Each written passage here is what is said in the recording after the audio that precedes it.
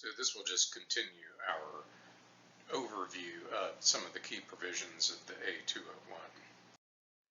So as I mentioned, A201 is essentially the legal terms that can apply across multiple projects, but it's always used in connection with the design bid build paradigm. Now, lawyers tend to focus on areas of dispute or potential dispute, and that's where Articles 14 and 15 really come into play. And so that's what we're going to be focusing on in this presentation. Article 14 has to do with termination and suspension. And you'll notice that while the contractor has the right to terminate under Section 14.1, the owner has three different options under Article 14. 2 termination and 1 suspension. And so we want to unpack those a little bit and see what the differences are. Generally speaking, under Section 14.1, the contractor has the right to terminate the contract. That is, to say, okay, deal's off, I'm picking up my tools and going home, find yourself another contractor. In first-year contract terms, this would be a question of when there's been a material breach that essentially has gone on long enough that one party has the right to pull the plug on the contract altogether. So this is kind of the nuclear option, to fix my metaphors. Termination by the contractor typically happens when the owner has not been paying, as you might imagine, or otherwise done things that have interfered with the contractor's ability to perform its work, and the grounds for termination by the contractor specified in Section 14.1, but usually the problem is non-payment by the owner. Now, Section 14.2 is sort of the owner's corresponding right to terminate the contract for cause. That is to say, because the contractor is in breach. And if the contractor is in breach and material breach and it's not been cured, etc., and all the criteria under Section 14.2 are met, then the owner has the right to terminate the contract for cause. That's to be distinguished from Section 14.4, termination by the owner for convenience.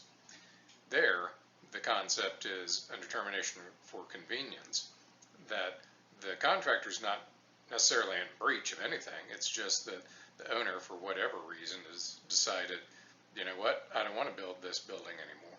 And that can be because the demand has changed, market conditions have shifted, it's going to cost more than the owner was planning on, or it's not going to realize as much revenue as the owner thought, whatever. The owner has the right under Section 14.4 to say, thanks, but the deal's off. Now, if the owner does that, then what the contractor is typically entitled to is some sort of compensation for its lost profit.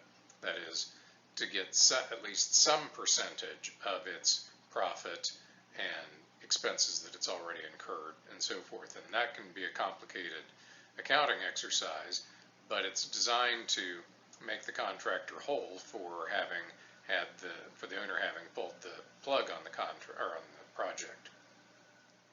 So that's what termination for convenience is, as opposed to termination for cause, where the contractor's in material uncured breach and the owner says, I've had enough and I want to get a different contractor.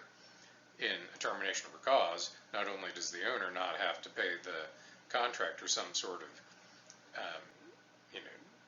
departing consolation prize, the way the owner does under Section 14.4 in a termination for convenience. If it's a termination for cause, the owner's most likely going to be making a substantial claim against the contractor for damages as a result of the delay that's probably going to result from the contractor being terminated. And it's also usually the case that if the contractor's in material breach, it's because it's done some shoddy workmanship or something else that's damaged the owner. Termination, either by the contractor or the owner for cause, so a Section 14.1 or 14.2 termination is really the last resort, because it is going to mean significant claims, probably by both sides against the other one, regardless of who pulls the trigger first. And in the middle there is 14.3, suspension by the owner for convenience. And the concept there is the owner, as the title implies, is not calling off the project altogether.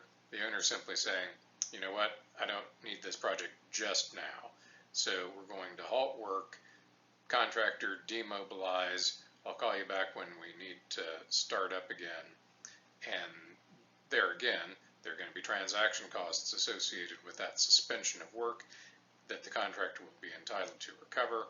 The grounds and effect of suspension for convenience by the owner are set forth in 14.3, but the concept here is simply that the owner has the right to suspend the work, not terminate the contract altogether, just say, wait a minute, we're going to take a time out for however long. Now, I mentioned in connection particularly with change orders that sometimes there will be disagreements between owners and contractors on whether a change actually results in an increased cost to the contractor or is going to require additional contract time and thereby push out the date for substantial completion. And if those don't get resolved and the change memorialized in a change order and we're still stuck under the change directive situation, then eventually those things and other types of claims get made into part of the claim and dispute resolution process. Article 15 is all about claims and how they're going to get resolved. There's an important definition about claims in 15.1 that sets forth what exactly a claim is, because not every disagreement is actually a claim. We'll get into more detail on that later on in the semester, but just understand that a claim is a claim by the contractor for some sort of entitlement against the owner for usually additional time or additional money for some reason. It may be part of a change order dispute or maybe something else, but it's a formal complaint by the contractor for something that it's not otherwise got a right to under the contract. And the way the claims process works is that there's an initial decision, and the initial decision maker is the architect. And so you can see that there's an inherent tension here, because what we saw earlier in terms of the payment process is that the architect's the one who makes the initial call on whether to certify a contractor's pay application. If there's a dispute about what the contractor's entitled to that doesn't get resolved, that turns into a claim. It's the architect again who is the initial decision maker as to the merits of the claim. But of course, the contractor is not bound by the architect's decision. The architect gives whatever reason the architect has, but the claim may well continue on if the contractor is not happy with what the architect's decision is, for example. And under the AIA documents, the next step in the dispute resolution process is mediation, where both parties have to find a neutral third party to try to mediate the dispute. The mediator isn't a judge, isn't an arbitrator, doesn't have the right to impose a decision on the parties, but tries to find some sort of resolution to the dispute or the claim. If that doesn't work, then the AIA documents, go back and look at the AIA A201, it gives the parties the right to elect one of two different options in terms of final and binding dispute resolution. Either the parties can go to regular court litigation, which you're all familiar with, or they can elect to arbitrate the dispute. And arbitration is a private binding dispute resolution process, very common in the construction industry. And in fact, it used to be that arbitration was the default dispute resolution process until about 10 or so years ago, the industry began to feel like arbitration had become as much like litigation that it had lost a lot of its advantages. And so now the AIA documents allow the parties to choose. You have to check a box at the end of the A201 to say, if there's a dispute that doesn't get resolved through mediation, are we going to arbitrate or are we going to go to court over this? And so if it goes to court, if that's the option, then the parties don't need any more provisions in their contract to say what's going to happen.